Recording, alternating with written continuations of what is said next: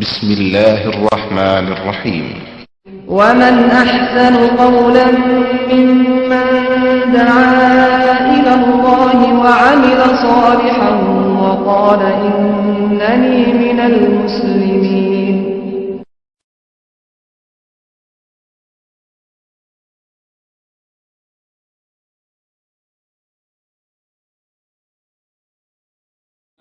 سوالات کا سلسلہ شروع کرتے ہیں. اگر یہ روزے میں ٹوتھ برش کرنا وہ کیسا ہے؟ روزے کی حالت میں ٹوتھ برش کرنا جو ہے وہ جائز ہے، اس میں کوئی ایسی بڑی قباحت نہیں ہے، لیکن زیادہ بہتر یہ ہے کہ ٹوتھ برش رات کو کیا جائے اور دن کو مسواک کر لی جائے دن کو. اور مسواک سے روزہ نہیں ٹوٹتا، بلکہ صحابی کہتے ہیں، راوی حدیث کہتے ہیں، رأیت رسول اللہ صلی اللہ علیہ وسلم یتسوک ما لا اعد ولا احصر. یتسوک، میں نے نبی اکرم صلی اللہ علیہ وسلم کو اتنی مرتبہ دیکھا کہ آپ روزے کی حالت میں مسواک فرما رہے تھے. تو روزے کی حالت میں مسواک کرنا، یہ صحیح بخاری شریف میں امام بخاری نے ایک ترجمۃ الباب میں ذکر کیا ہے، اور اسی طرح ترمذی میں بھی یہ حدیث موجود ہے کہ نبی صلی اللہ علیہ وسلم روزے کی حالت میں مسواک کیا کرتے تھے. لہذا اگر کوئی مسواک کرتا ہے تو یہ سنت سے ثابت عمل ہے، اور مسواک کی جگہ ہی یہ ٹوتھ برش ہے. لیکن اس ٹوتھ برش میں جو کریم استعمال ہوتی ہے وہ ذرا بڑی تیز ہوتی ہے، اس کے گلے سے آگے اتر جانے کا احتمال رہتا ہے. اگر کوئی پوری پابندی کے ساتھ اپنے گلے کو اتنا دبا کے رکھنے کی صلاحیت رکھتا ہے کہ وہ معجون اندر نہیں جانے دے گا، ٹوتھ پیسٹ اندر نہیں جانے دے گا، تو وہ کر سکتا ہے. لیکن زیادہ احتیاط اس میں ہے کہ دن کے وقت وہ مسواک کر لے اور رات کو وہ برش کر لے. بہتر، جزاک اللہ خیر. فیضر عباس صاحب کہہ رہے ہیں کہ ان کو ان میوٹ کیا جائے. فیضر عباس، آپ کو آپشن دے دیا گیا ہے. فیضر صاحب، فیضر عباس جی. السلام علیکم ورحمۃ اللہ وبرکاتہ. وعلیکم السلام ورحمۃ اللہ وبرکاتہ. دیکھو ہوگی ماشاء اللہ. فیضر عباس بات کر رہا ہوں. جی فرمائیے.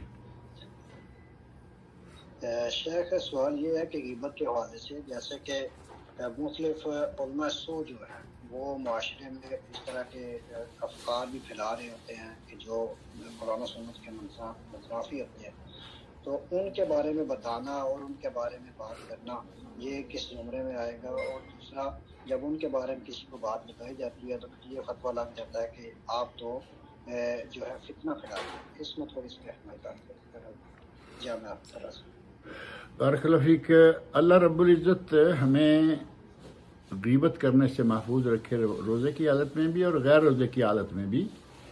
لیکن ایک غیبت ہے کسی کی پگڑی اچھالنے کے لیے، یہ ہے منع، یہ ہے حرام، یہ ہے مردہ بھائی کا گوشت کھانے کی طرح. اور ایک غیبت وہ ہے کہ وہ کسی کی پگڑی اچھالنے کے لیے نہیں، بلکہ دو آدمی، مثال کے طور پر دو آدمی آپس میں پارٹنرشپ کرنا چاہتے ہیں، اور ایک آدمی دوسرے کو پوری طرح جان نہیں رہا، آپ کے پاس آ گیا اور کہنے لگا کہ بھائی خضر صاحب یہ بتائیے کہ فلاں آدمی کیسا ہے، آپ کے قریب ہے، آپ کا پرانا واقف ہے، مجھے اس نے کہا ہے کہ میرے ساتھ پارٹنرشپ کر لو، تو وہ کیسا ہے؟ اب آپ کو معلوم ہے کہ یہ بہت بے ایمان انسان ہے، آپ اس کو جانتے ہیں کہ یہ جھوٹا انسان ہے، آپ اس کو جانتے ہیں کہ یہ گھوٹالے کرنے کا ماہر انسان ہے. اب اگر آپ خاموش رہتے ہیں تو اس بیچارے کا ستیہ ناش ہو جائے گا. جبکہ نبی صلی اللہ علیہ وسلم نے ارشاد فرمایا المستشار مؤتمن، جس سے مشورہ کیا جائے اسے امانت دار ہونا چاہیے، یعنی امانت داری کے ساتھ اس کو مشورہ دے. اب آپ اسے بتائیں گے کہ یہ بے ایمان ہے، یہ جھوٹا ہے، یہ دھوکہ باز ہے، یہ فلاں ہے، جو ساری باتیں آپ کو معلوم ہیں 100%، وہ اس کو بتا دیجئے، یہ غیبت میں شمار نہیں ہوگا. اور اگر آپ کا وہ اس طرح کا مسئلہ نہیں ہے، آج دو لوگ بیٹھ گئے اور انہوں نے کبھی کسی مولوی کی پگڑی اچھالنا شروع کر دی، کبھی کسی کی کچھ کرنا شروع کر دیا، وہ غیبت. لیکن ایک مولوی ہے وہ عقائد کے معاملے میں انتہائی گندا ہے، عقائد اس کے بہت گندگی بھرے ہوئے ہیں، جن کا توحید اور رسالت سے اگر یہ کہا جائے کہ دور کا واسطہ نہیں، وہ ان عقائد کو بھی مانے ہوئے ہے. اور آپ کے پاس ایک آدمی ہے، وہ کہتا ہے کہ میں اس کے پاس جا رہا ہوں درس لینے کے لیے، اسے بتائیے کہ یہ کیسا آدمی ہے، تاکہ یہ بھی کہیں اسی طرح کے گندے عقائد کا مالک نہ ہو جائے. تو یہ جو علماء کا آپس میں ایک دوسرے کو اس طرح کا بتانا ہے کہ فلاں جھوٹا ہے، فلاں اس کا دماغ خراب ہے، فلاں. بعض محدثین جب علم حدیث پر گفتگو کرنا چاہتے اور مختلف راویوں کے بارے میں گفتگو کرنا چاہتے تو وہ کہا کرتے تھے تعال نغتب بعضا، آؤ ذرا تھوڑی دیر کے لیے غیبتیں کر لے، ہنستے ہوئے کہ آؤ تھوڑی دیر غیبتیں کر لیے، فلاں راوی کذاب ہے، فلاں راوی اس میں جہمیت ہے، فلاں راوی اس میں جعفریت ہے، فلاں راوی اس میں یہ ہے، اس میں. تو وہ ان کو کوئی برا بلا کہنے، ان کی کوئی پگڑی اچھالنے والی بات نہیں کر رہے، وہ راوی حدیث ہے اور حدیث رسول صلی اللہ علیہ وسلم کو ہم تک پہنچانے کے لیے اس نے کیا کیا کیا ہوگا اور اس کی اپنی پوزیشن کیا ہے. اگر وہ جھوٹا ہے تو حدیث رسول اس سے نہیں لی جائے گی، کیونکہ کیا معلوم اس نے حدیث رسول کے ساتھ کیا کیا ہے. امام بخاری رحمۃ اللہ علیہ اس معاملے میں اتنے، اللہ نے ان کی کتاب کو اتنی عظمت ایسے ہی نہیں دی، اتنے اس معاملے میں محتاط تھے کہ کہیں کسی بھی طرح ان کی ذات پہ زد نہ آئے، کہیں ایسا نہ ہو کہ حدیث رسول پہ میں ایک بہت بڑا کام، ایک بہت بڑی کتاب جمع کر رہا ہوں، کہیں حدیث رسول پہ زد نہ آ جائے میری وجہ سے. انہوں نے کچھ پیسے لیے، ماں نے پیسے دیے، کسی سفر پہ جا رہے ہیں اور کہیں بیٹھ کے انہوں نے پیسے گنے اور اس وقت کوئی آدمی دیکھ رہا تھا، جیسے بعض لوگوں کی عادت ہوتی ہے نا، منہ ادھر ہے اور دیکھ ادھر رہے ہیں، کنکھیوں سے، جس کو کہتے ہیں کنکھیوں سے، کنکھیوں سے. تو ایک سائڈ سے وہ دیکھ رہا تھا، اس نے دیکھ لیا پیسے کتنے، کشتی میں بیٹھے شور مچا دیا، میرے پیسے گم ہوئے، کہاں کتنے تھے؟ تو اس نے چونکہ دیکھا ہوا تھا اتنے ہیں. اب امام بخاری رحمۃ اللہ علیہ کو سمجھ آ گئی کہ یہ آدمی جو ہے یہ مجھے داغدار کرنے کے چکر میں ہے، اور اگر میں آج اس پیسے کی خاطر میری ذات داغدار ہو گئی تو حدیث رسول صلی اللہ علیہ وسلم کا لوگ کیا کہیں گے. انہوں نے وہ پیسے نکالے اور ساتھ ہی سمندر میں ڈال دیے. کشتی میں سوار تھے، پیسے سمندر میں پھینک دیے، پیسے کی پرواہ نہیں کی، لیکن اس آدمی کا داؤ نہیں چلنے دیا. تو اس طرح کی اگر باتیں ہوں نا کہ محدثین آپس میں جو راویان حدیث ہیں ان کے بارے میں کہہ رہے ہیں یہ ہے، وہ ایسا ہے، وہ ویسا ہے، تو وہ حدیث رسول کے تحفظ کے لیے، حدیث رسول کی صیانت کے لیے یہ کر رہے ہیں، اسے غیبت نہیں کہا جائے گا. مشورہ مانگا کسی نے، صحیح مشورہ دے دیا، غیبت نہیں کہا جائے گا. دو آدمی الیکشن پہ کھڑے ہو گئے، الیکشن کی پوزیشن کو سے قطع نظر، ایک آدمی ایسا ہے اور دوسرا ویسا ہے، دونوں کے بارے میں آپ جانتے ہیں اچھی طرح. ایک آدمی کہا کہ ووٹ کس کو دیں، اسے صاف لفظوں میں کہیے کہ اس میں یہ عیب ہے، اس میں یہ اچھے اوصاف ہیں، یہ بھی غیبت نہیں ہوگی.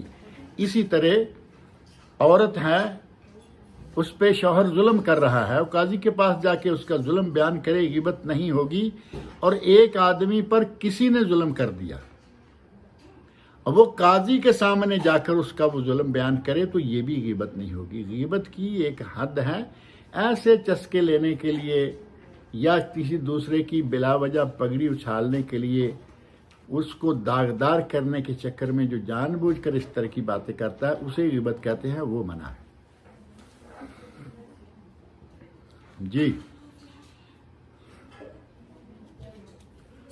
خضر صاحب، مرسلین صاحب، جی جزاک اللہ خیر عاشق صاحب، جزاک اللہ خیر. آپ اتنی دیر پھر خاموش کیوں رہ جاتے ہیں؟ مجھے شک ہو جاتا ہے کہ آپ لوگ چلے گئے. انمیوٹ، اصل میں ہوسٹ دوسرے ہیں اور میں ہوسٹ دوسرے ہیں اور آپ تیسرے ہیں اور میں چوتھا ہوں. کیا چلیے نہیں، میں نے کہا کہ مرسلین کراچی چلے گئے. نہیں ہم یہیں پر ہی. اچھا فرمائیے. اچھا یہ ایک سوال آیا ہے کہ جب بچوں کو صف پہ کھڑا کیا جاتا ہے بڑوں کے بیچ تو ان کی ایڑی سے ملانی چاہیے یا پنجہ؟ اتنی باریکی میں نہ جائیں. ایڑی ملائیں گے تو پنجہ نہیں ملے گا، پنجہ ملائیں گے تو ایڑی نہیں ملے گی. اصل میں صحابہ کرام جو صف بناتے تھے نا تو ان کا کندھے سے کندھا اور پاؤں سے پاؤں ملا ہوتا تھا. اور بعض روایات میں یا بعض ترجمۃ الباب میں یہ بات ہے کعبین، یعنی کندھے سے کندھا، پاؤں سے پاؤں، ٹخنے سے ٹخنا. تب جب ٹخنے سے ٹخنا ملانے کی بات آئے گی تو وہ بچہ ہو یا چھوٹا ہو تو آپ سمجھ سکتے ہیں کہ کیا جگہ ملانی چاہیے، ایڑی ہی ملانی چاہیے. اب رہا مسئلہ یہ کہ وہ پیچھے رہے گا، ہمارے گھٹنے آگے نکلے ہوئے ہوں گے تو کوئی بات نہیں، تو بچہ ہے. کئی لوگوں میں یہ بھی دیکھا گیا کہ وہ جب تک کھڑے رہیں گے صف میں پاؤں سے پاؤں ملائے رہیں گے، اور جب اتحیات بیٹھیں گے تو پھر وہ آگے پیچھے ہو کے گھٹنے برابر کرنے کے چکر میں رہیں گے. یہ صحیح نہیں ہے. جس کے جتنے گھٹنے، ایک آدمی 6 فٹ لمبا ہے، اس کے گھٹنے تک آپ ساری گھٹنے لے کے جائیں گے تو پیچھے صف کی شکل کیا بنے گی؟ لہذا صف کو پاؤں سے پاؤں ملا کر ٹخنے سے ٹخنا سامنے رہے، چاہے وہ ملے یا نہ ملے، یہ ہے صف بندی. جزاک اللہ خیر. بارک اللہ فیک. اچھا شیخ صاحب، اسی سلسلے کے متعلق ایک اور سوال ہے کہ خواتین کا مساجد میں جو اہتمام ہوتا ہے صف بندی کا، تو ایک ہال ہے اور ہال کے بعد اگر صحن ہے تو کیا اس طریقے سے صف بندی کی جا سکتی ہے کہ ہال کے اندر صرف خواتین کی صفیں بنائی جائے اور ہال سے باہر جو صحن ہے ادھر خواتین اور بچوں کی صفیں اگر اس طریقے سے بنائی جائیں؟ ایسا کرنا صحیح نہیں ہے. حال میں بچے خواتین سب اکٹھے رہیں. اب پیچھے خواتین اور بچے تو اس کا مطلب نعوذ باللہ یہ ہوگا کہ یہ خواتین کچھ کمتر درجے کی ہیں جن کے پاس بچے ہیں، ان کو آپ نے پیچھے ہٹا دیا. حال ہے اس میں بچے اور عورتیں، جس کا بچہ ساتھ ہے وہ لائے، جس کا ساتھ نہیں ہے وہ نہیں ہے، اکیلی ہے. یہ کرنا کہ بچے والی کو پیچھے کر دیں اور بچے کے بغیر والی کو آگے کر دیں، یہ تمیز شرعاً ثابت نہیں ہے، جائز بھی نہیں ہے. بچے والی تو زیادہ سمجھا جائے گا کہ وہ تو زیادہ خوش قسمت عورت ہے، بچے والی ہے. اور ایک ہے وہ ابھی کنواری ہے، بچہ نہیں، الحمدللہ شادی کرائے گا بچے دے گا. اور ایک ہے اس کے یہاں بچہ ہوا نہیں، وہ بھی اللہ رب العزت کی تقسیم ہے. یہ کیا کہ آگے صرف بغیر بچے والی رہیں اور پیچھے بچے والی اور مکس رہیں، یہ صحیح نہیں ہے. نبی اکرم صلی اللہ علیہ وسلم کے پیچھے اس طرح کی کوئی تقسیم ثابت نہیں، بلکہ عورتیں آتی، بچے ساتھ ہوتے، اور بچے وہ ساتھ ہوتے عموماً جو اٹھائے جاتے ہیں، دودھ پینے والی عمر کے بچے. تو نبی صلی اللہ علیہ وسلم فرماتے ہیں کہ میرا کبھی کبھی جی چاہتا کہ میں آج ذرا لمبی قرات پڑھوں گا، میرے دل میں یہ آتا کہ میں لمبی قرات کروں گا، لیکن جیسے ہی میں بچے کی آواز سنتا تو میں قرات کو مختصر کر دیتا، کیونکہ مجھے معلوم ہے کہ بچے کے رونے سے ماں کے دل پر کیا اثر ہو رہا ہوگا.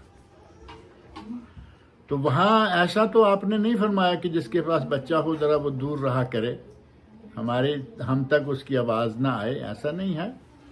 جو حال ہے اس میں جتنی کھڑی ہو سکتی ہیں کھڑی ہو جائیں، جو پیچھے آ کے آتی ہیں پیچھے کھڑی ہو جائیں. بہرحال ایک بات میں یہاں آپ کے اس پروگرام کے توسط سے کہنا چاہتا ہوں کہ بعض لوگ مسجدوں میں ان بچوں کو لے آتے ہیں جن بچوں کا اصلاً مسجد میں آنا صحیح نہیں ہے. بچہ کوئی بھی آ سکتا ہے، لیکن اس بچے کو مسجد میں لا کے کھلا چھوڑ دینا، بچے کو لائیں سمجھائیں یہاں بیٹھنا ہے وہ بیٹھا رہے، یہاں کھڑے ہونا ہے کھڑا رہے، ٹھیک ہے.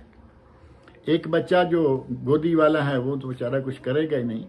کچھ بچے ایسے ہیں کہ وہ آ کے پھر بھاگتے پھرتے ہیں، مسجد میں بھاگتے پھرتے ہیں. ایسے بچوں کو مسجد میں نہیں لانا چاہیے، یا اسے سکھلا کے لائیں کہ بھائی جہاں کھڑا کریں گے وہاں کھڑے ہونا ہے، جہاں بٹھائیں گے وہاں بیٹھنا ہے، جو ہم کر رہے ہیں وہی کرنا ہے، نہیں تو آئندہ نہیں لے کے جائیں گے. بچے کو ہوش آ جائے. بچے الگ سے دمکڑی مچائے ہوئے ہوتے ہیں اور خواتین اپنی جگہ پہ بیٹھی ہوئی ہیں.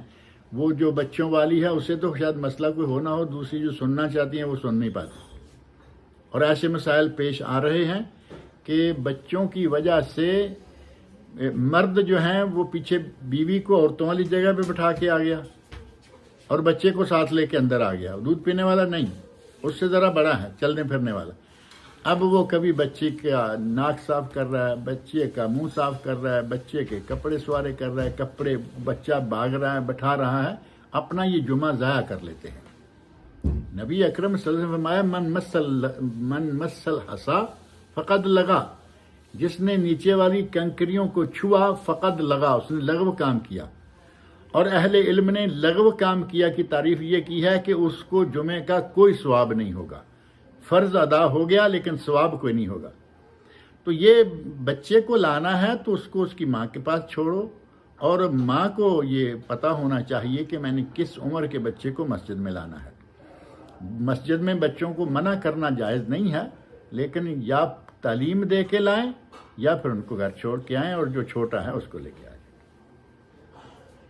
جزاک اللہ خیر. اسی سلسلے میں ایک اور سوال ہے کہ جو انتظامیہ, مسجد کے انتظامیہ کے لوگ ہوتے ہیں, اگر جمعے کے خطبے کے دوران کچھ کبھی معاملات ہو جاتے ہیں, آواز نہیں آتی اور کبھی اسپیکر نہیں چل رہا ہوتا, وہ اوپر والے ہال میں ہوتے ہیں, تو ان معاملات میں ان کو بات کرنے کی اجازت ہے خطبے کے دوران؟ اس معاملے میں زیادہ بہتر یہی ہے کہ کچھ اشارے وشارے سے کام لیا جائے. آدمی بھاگا آئے بھائی اوپر آواز نہیں ہے, اشارے سے کام چلتے ہیں لوگ. اشارے سے آج کل جو ویڈیو کال ہوتی ہے کہیں گے جی معاف, اس کا مطلب کہ آواز نہیں تمہاری آ رہی. اسی طرح کا انداز اختیار کریں تو بولنے کی نوبت نہ آئے. اور جو کنکریوں کو چھونا ہے وہ لغو کام ہے, اور یہ جو اشارہ کر رہا ہے یہ لغو کام نہیں, یہ مجبوری ہے اور ضرورت ہے, تاکہ لوگوں کا جمعہ نہ خراب ہو جائے. کہ جب اوپر آواز نہیں جا رہی ہوگی تو درس کی آواز جائے نہ جائے, خطبے کی آواز جائے نہ جائے, جماعت ہونے کی آواز تو جانی چاہیے. اس کا انتظام اگر کروانے کے لیے وہ کچھ حرکت کرتے ہیں تو اس کی گنجائش رہے گی. اچھا, ایک سوال یہ ہے کہ قرآن کا صحیفے یا قرآن کا کوئی اوراق جو پھٹ جاتے ہیں تو ان کے ساتھ مطلب کیا کرنا چاہیے؟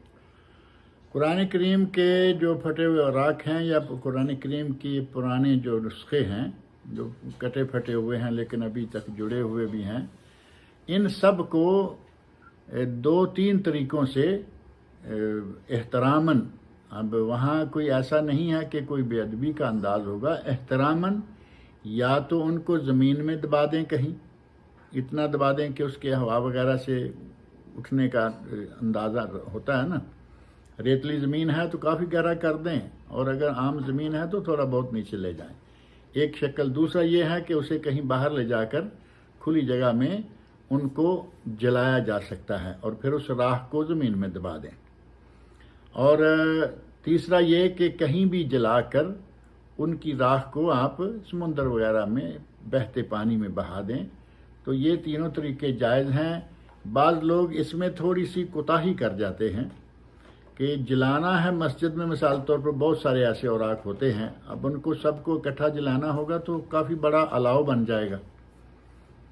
اب ان کو اکٹھا کر کے مسجد کی چھت پہ لے گئے اور جا کے آگ لگا دی.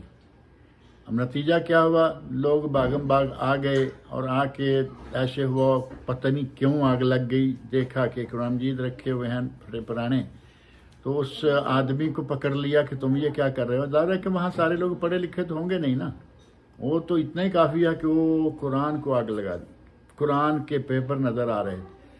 تو حالانکہ اس نے احتراماً یہ سارا کچھ کیا لیکن اس نے رنگ غلط اختیار کر لیا. اسے چاہیے تھا کہ یہ کام لوگوں کی نظروں سے دور جا کے کہیں کرے تاکہ جن کو علم نہیں ان کی دل آزاری نہ ہو. صحیح, جزاک اللہ خیر. رازق صاحب, یہ ایک اور سوال ہے کہ اگر کوئی حفظ کرنے والا بچہ, اس کو حفظ کرنے میں کچھ دشواری آ رہی ہو تو ان کے لیے دم کرنا कैसा है? کوئی حرج نہیں ہے، اس کے لیے رقیہ شریعہ پڑھا جائے، اور خاص طور پر اسی بچے کو قرآن کریم میں جو فرمایا نا رب زدنی علما، نبی صلی اللہ علیہ وسلم سے خطاب کرتے ہوئے وقر رب زدنی علما اللہ نے فرمایا، تو بچے کو یہ دعا سکھلائی جائے. اب یہ تو ظاہر ہے کہ چھوٹی دعا ہے، فوراً سمجھ لے گا، قرآن کریم کی ہی ہے، تو یہ دعا بکثرت پڑھے وہ بچہ، رب زدنی علما، دل سے کہ یا اللہ میرے علم میں اضافہ کر. اللہ رب العزت اس کے ذہن کو بھی ٹھیک کرے گا اور حفظ کرنا بھی آسان کرے گا. اور میں کوئی ڈاکٹر یا حکیم تو نہیں ہوں، لیکن عموماً یہ ہے کہ علماء کرام اور طالب علم جو سمجھدار اور بڑے ہیں اور وہ پڑھنا لکھنا محنت کرتے ہیں، تو اس ایسے موقعوں پر وہ روغنی چیزیں جو ہیں جیسے بادام ہے، کاجو ہے اور پستہ ہے، اس طرح کی چیزیں استعمال کرتے ہیں. اور آج ہمارے یہاں ملکوں میں تو شاید اتنا آسان نہیں ہے، لیکن ہمارے پاکستان انڈیا میں لوگ باغ دوڑ بھی کرتے ہیں، وہ گھی بھی استعمال کر لیں ان چیزوں میں، تو یہ چیزیں دماغ کے لیے انشاءاللہ مقوی دماغ ہوں گی. جزاک اللہ خیر. یہ خضر عباس صاحب کوئی اور سوال کرنا چاہتے ہیں، ان کو انمیوٹ کرتے ہیں.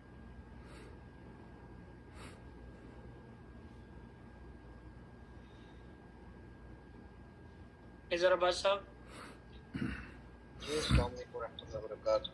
وعلیکم السلام ورحمۃ اللہ وبرکاتہ. بہت شکریہ. میں پہلا سوال جو کیا تھا اس کے بعد آپ میوٹ کر دیا گیا تھا، تو جزاک اللہ خیر، زادک اللہ شرف ہمارا.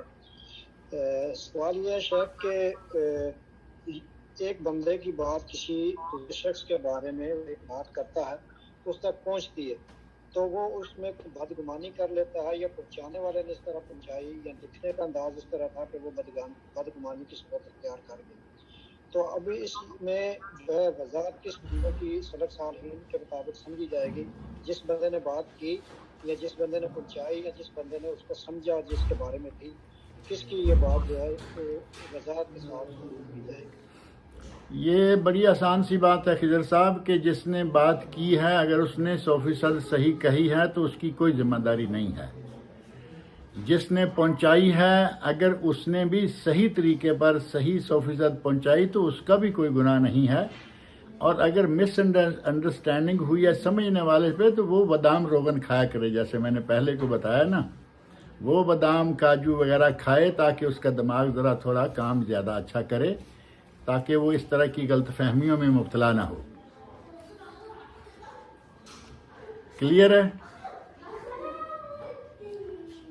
کیونکہ بات کرنے والے نے صحیح کہی، پہنچانے والے نے صحیح پہنچائی، سمجھنے والے نے غلط سمجھ لیا، وہ جانے، اس کا کام جانے، وہ اپنے دماغ کا علاج کروائیں. جی خضر صاحب. جی شیخ بہت شکریہ. یعنی اس میں یہ ہوگا کہ اگر بات کی پھر بھی وضاحت نہیں ہو رہی، مسئلہ سلجھ نہیں رہا، تو بات کرنے والے کی جو ہے وہ وضاحت قبول کی جائے گی. ظاہر ہے کہ جس نے بات کی ہے اس کی اصل وضاحت تو وہی کر سکتا نا کہ میں نے کیا کہا ہے. اور درمیان والا جو ہے اس نے وہ بات پوری کی پوری اسی طرح پہنچا دی، وہ پہلا تصدیق بھی کر سکتا ہے کہ میں نے یہی بات کہی تھی، اور آگے والا کہہ سکتا ہے کہ میں نے یہی بات آگے پہنچائی، بات ختم ہو گئی. وہ مس انڈرسٹینڈنگ جو ہے وہ تیسرے آدمی کی ہے اپنی. یا قرآن و سنت سے مثال مل سکتی ہے؟ مثال اس وقت میرے ذہن میں نہیں ہے کوئی بھی.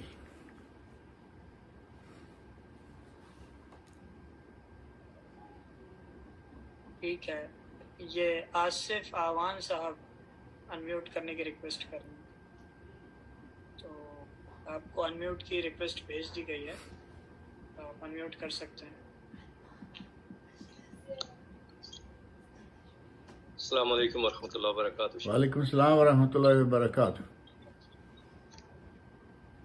شیخ میں کویت سے بات کر رہا ہوں. جی میرا سوال تھا کہ اگر جیسے تراویح کے بارے میں ہے کہ جس نے امام کے ساتھ تراویح مکمل کی تو اس کو ساری رات کی پوری رات کا ثواب ملے گا.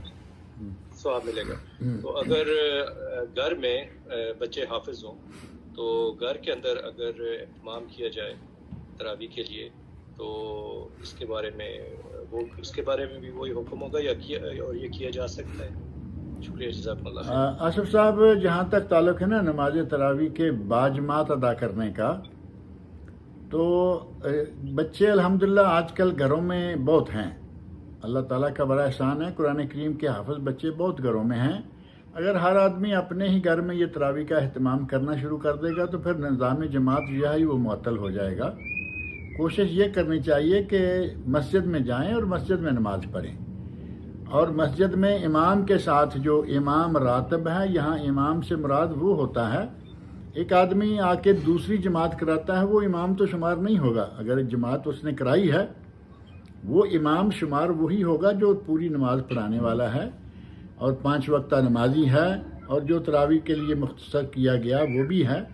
اب چونکہ یہ گھر میں جو بچہ جماعت کرائے گا وہ کبھی کبھار چلو ہو سکتا ہے، لیکن آج کل بہت سارے بچے جو حافظ قرآن ہوئے ہیں نئے نئے، ان کو لوگ کہتے ہیں جی مسجد میں یہ ہوگا وہ ہوگا، ہمارا گھر میں بچے کا دور بھی ہو جائے گا، تو یہ دور کرانے کے چکر میں نماز جو ہے اس کی جماعت کو معطل نہیں کرنا چاہیے۔ باجماعت نمازیں مسجدوں میں پڑھیں، اور بچے کو حفظ جیسے کیا محنت کر کے، اس طرح وہ ہر روز ایک سپارہ یاد کرتا رہے، دہراتا رہے، اس کو اچھی طرح سے اپنے ذہن میں تیار کرتا رہے، اس کے لیے کافی ہے۔ لیکن بچے کا حفظ کے ایک سپارے کو دور کروانے کے لیے گھر میں نظام جماعت ہی پورا قائم کر لیا جائے، اس سے بہتر ہے کہ مسجد میں جائیں۔ شکریہ، جزاک اللہ خیر شیخ۔ بارک اللہ فیکم۔ بارک فیک۔ ایک صاحب ایک سوال آیا ہے میسج میں، خلا کی عدت کتنی ہے؟ خلا کی عدت افضل یہ ہے کہ وہی طلاق والی کرے، تین حیض پیریڈ یا 3 مہینے، حسب حالت۔ حسب حالت سے مراد یہ ہوتا ہے کہ ایک عورت بڑی عمر کی ہے، طلاق ہو گئی، اس کے حیض بند ہو چکا ہے، تو اس کی 3 مہینے ہے۔ اگر کوئی حیض والی عورت ہے، جوان عورت ہے، تو اس کی 3 حیض پیریڈ ہے، چاہے وہ 2.25 2.5 مہینے میں پورے ہو جائیں۔ اور افضل یہ ہے کہ 3 حیض یا 3 مہینے، اور جائز یہ ہے کہ وہ صرف 1 مہینہ عدت گزارے اور اگلا نکاح کر لے۔ ٹھیک، شکریہ۔ اس میں آگے سوال کنٹینیو ہے کہ اور خلا کے دوران اگر میاں بیوی پھر ساتھ رہنا چاہیں تو کتنے دن کے اندر پھر سے ان کو نکاح کرنا پڑے گا۔ اگر وہی میاں بیوی ہیں تو وہ نکاح کر سکتے ہیں، جب چاہیں کر لیں۔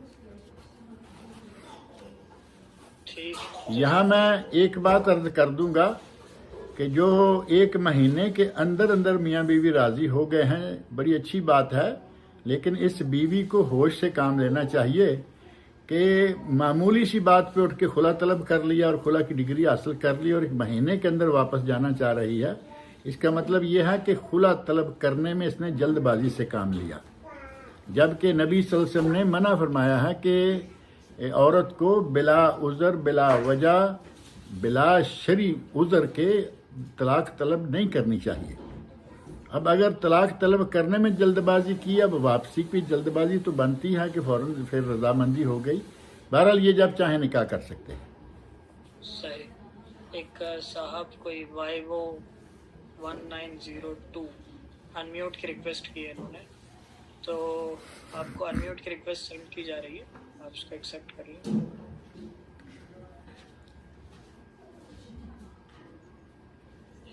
السلام علیکم ورحمۃ اللہ وبرکاتہ شیخ۔ وعلیکم السلام ورحمۃ اللہ وبرکاتہ۔ شیخ، میرا سوال یہ ہے کہ عورتیں جو ہیں وہ گھر میں تراویح پڑھنے کا اہتمام اگر کرنا چاہتی ہیں تو کیا جماعت سے کر سکتی ہے یا اکیلے پڑھ سکتی ہیں؟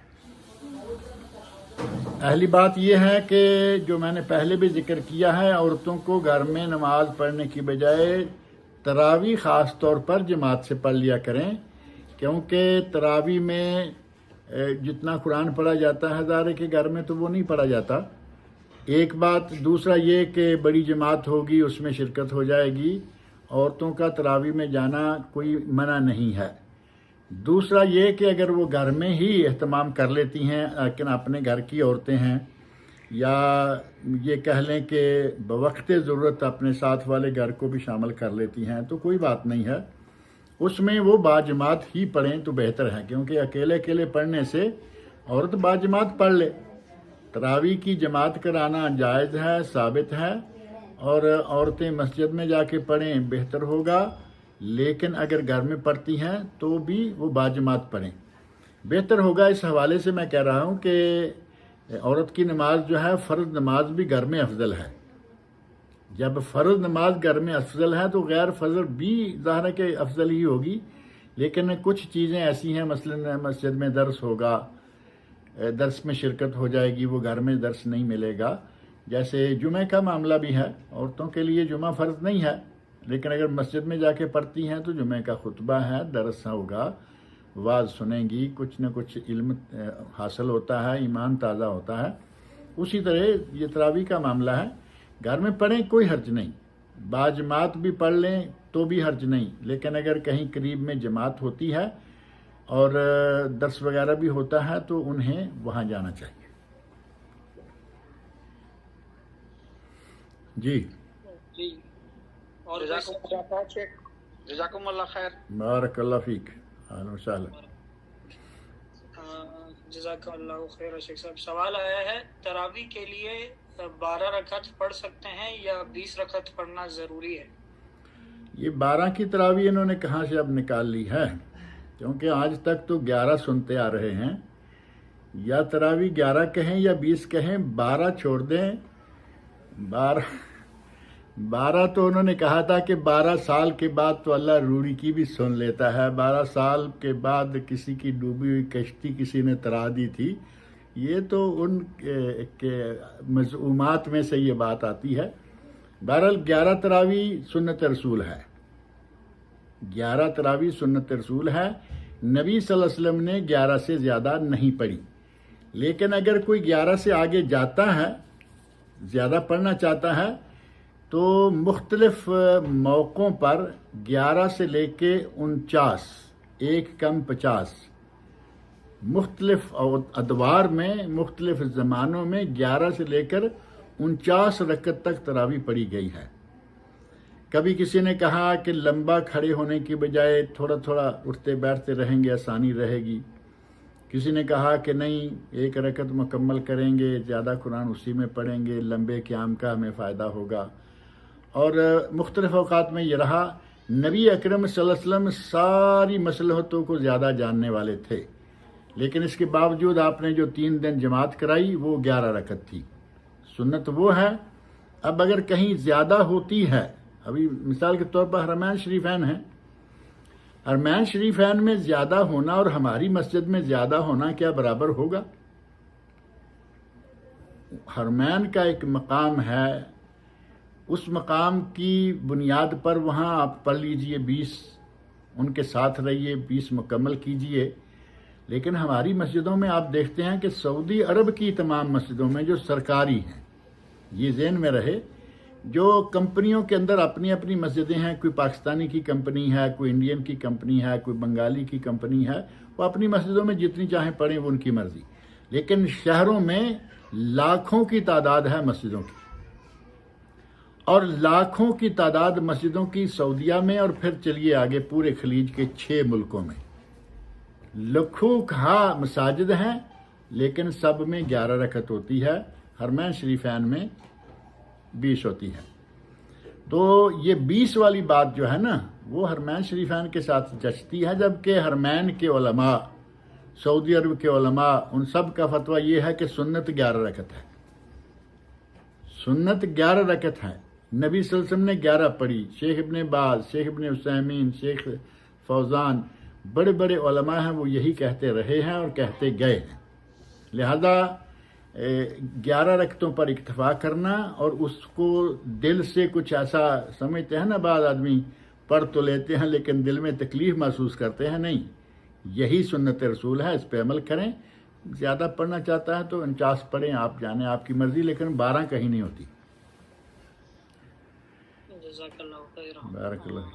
سب ایک دانش مشتاق صاحب آپ سے کچھ سوال کرنا چاہتے ہیں، ان کو انمیوٹ کی ریکویسٹ کر دی ہے، آپ چیک کریں۔ دانش مشتاق صاحب۔ السلام علیکم ورحمۃ اللہ وبرکاتہ. محترم آپ خیریت سے ہیں؟ جی الحمدللہ.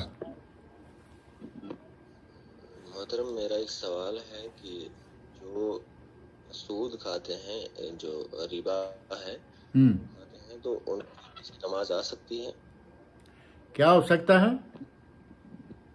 جو سود کھاتے ہیں ان کے پیچھے نماز آ سکتی ہے؟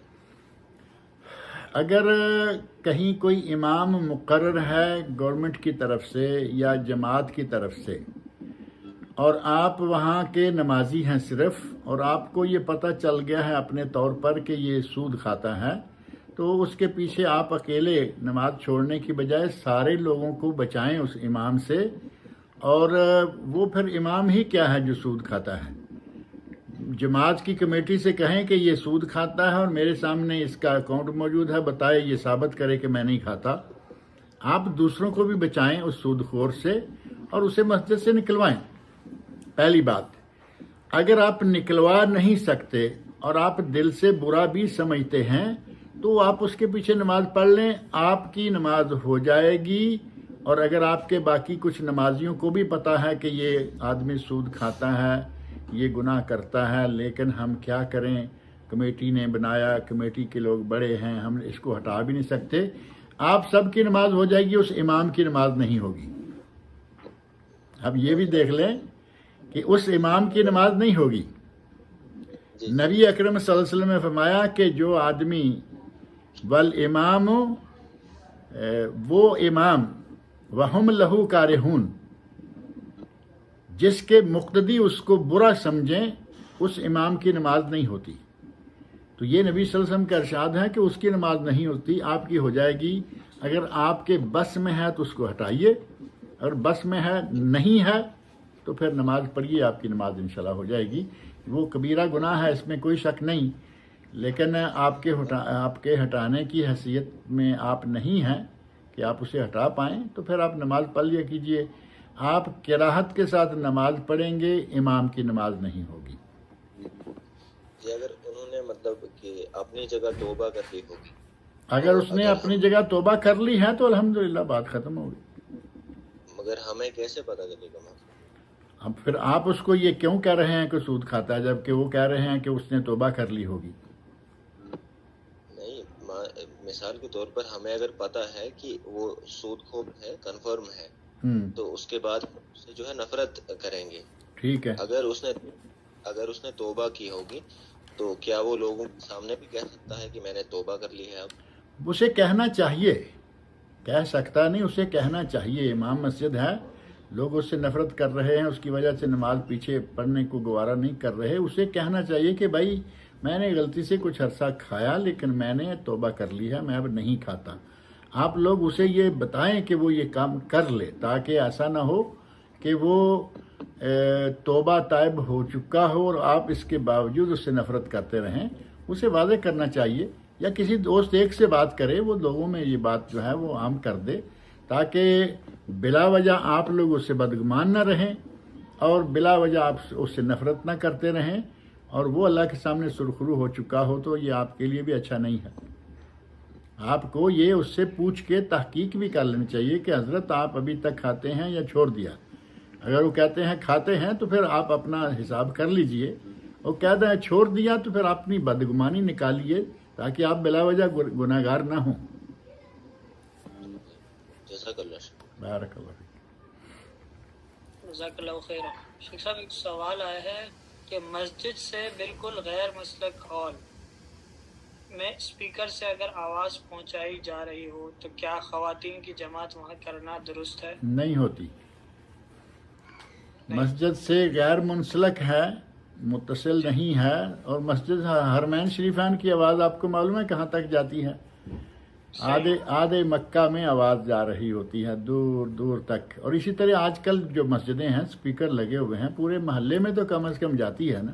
تو اس کا مطلب کہ پورے محلے کی عورتیں اسی سے نمازیں پڑھتی رہیں گی، وہ نہیں ہوگا.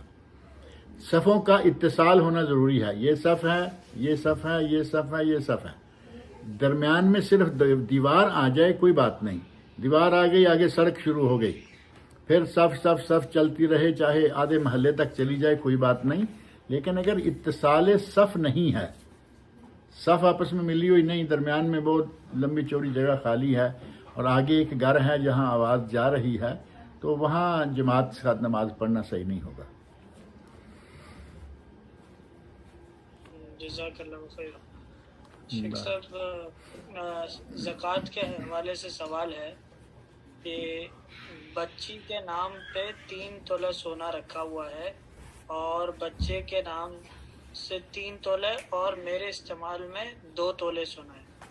میرے حالات پورے سونے پر زکوٰۃ دینے کی طاقت نہیں رکھتے، لہٰذا تو بس استعمال میں جو سونا ہے اس پر زکوٰۃ دے سکتے ہیں کیا؟ دیکھیں مسلم صاحب، یہ جو ہے نا کہ بچی کے نام پہ اور فلاں کے نام پہ اور فلاں کے نام کے، ایک گھر کے اندر جتنا سونا ہے وہ ایک ہی جگہ شمار ہوگا۔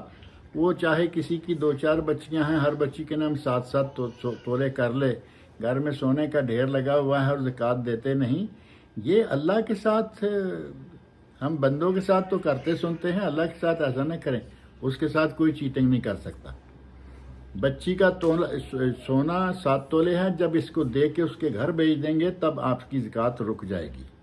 جب تک آپ کے گھر میں ہے اور آپ کی بیٹی ہے، یہ زکوٰۃ آپ کو دینا ہوگی۔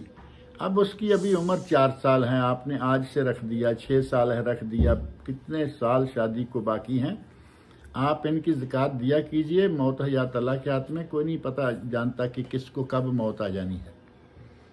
تو یہ طریقہ کار جو ہے نا کہ یہ 7 تولے ماں زکوٰۃ ادا کریں۔ سونے کی زکوٰۃ دینے کے لیے کافی ہے کہ آپ سونے میں سے زکوٰۃ دیں۔ اب 40 تولے سونا ہو جائے، آپ کے پاس پیسے نہیں ہے، 1 تولہ سونا زکوٰۃ دے دیجیے، اللہ خیر سے لائے، 1 تولہ بیچیے اور وہ پیسے اللہ کی راہ میں خرچ کر دیجیے۔ تو یہ طریقہ اختیار کرنا چاہیے۔ اللہ دے رہا ہے، شکر ادا کرنا چاہیے، اور زکوٰۃ ادا کرنا بھی ایک شکر کا طریقہ ہے۔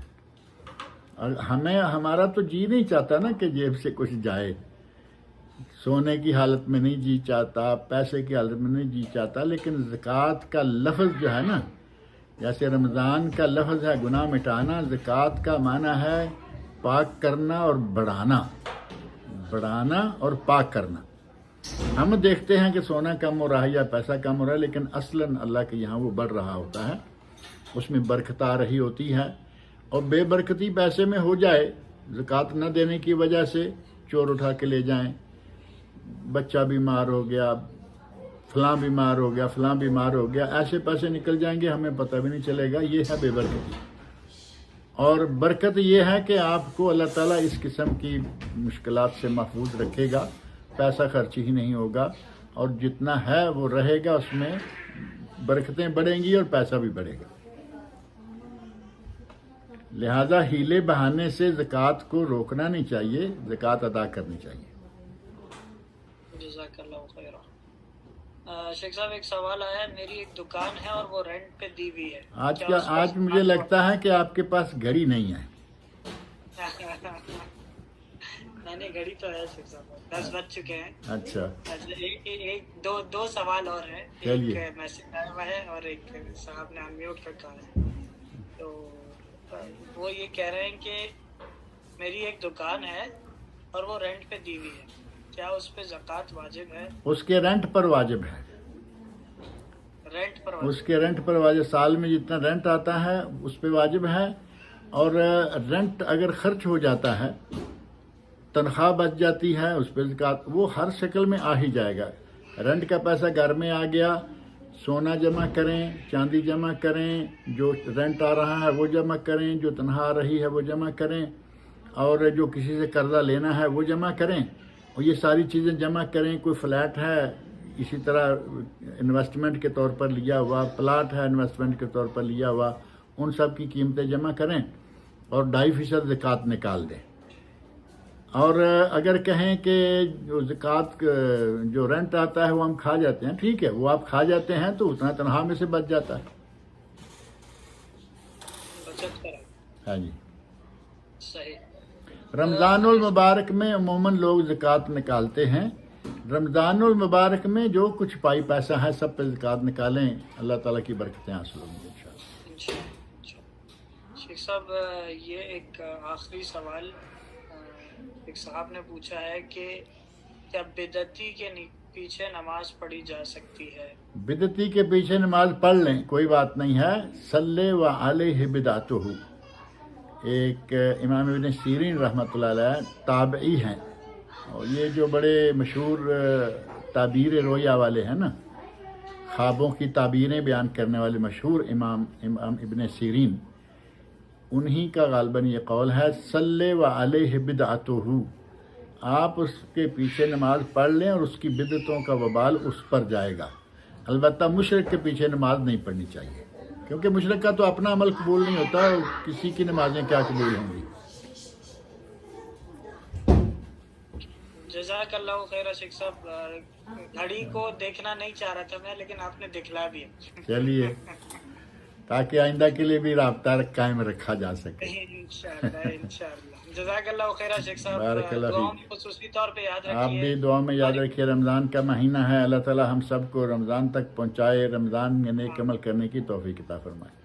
ہمارے جو بھی لوگ گزر گئے، ہمارے جو لوگ گزر گئے ہیں اللہ تعالیٰ ان سب کی مغفرت فرمائے، جو لوگ بیمار ہیں اللہ تعالیٰ ان کو شفائے کامل و عاجل عطا فرمائے. اور اللہ تعالیٰ بس ہماری پوری کمیونٹی کو صراط مستقیم پہ چلائے. خاص ہماری کمیونٹی کے لیے دعا کیجیے. اللہ پاک آپ کی پوری کمیونٹی کو توحید کا سبق دے، توحید پر رکھے اور صراط مستقیم پر چلائے. آمین. جزاک اللہ خیر. انشاءاللہ پھر ملاقات ہوگی. بارک اللہ فیک. ضرور.